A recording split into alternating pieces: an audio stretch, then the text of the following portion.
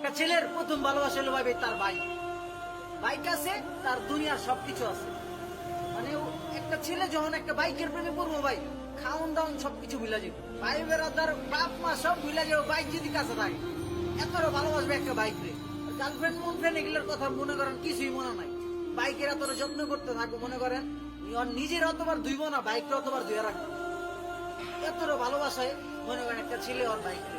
ভাঙ্গা চূড়া হোক, নতুন হোক আর পুরানো, যে কোম্পানির মধ্যে হোক, সুজুকি হাংকুক, যে কোম্পানির হোক, ঠিক আছে, হিরো কোম্পানির হোক আর জেডেরই হোক, মানে বাইক হইলে হয়েছে, ওর আর কোনো কিছু রাখবো।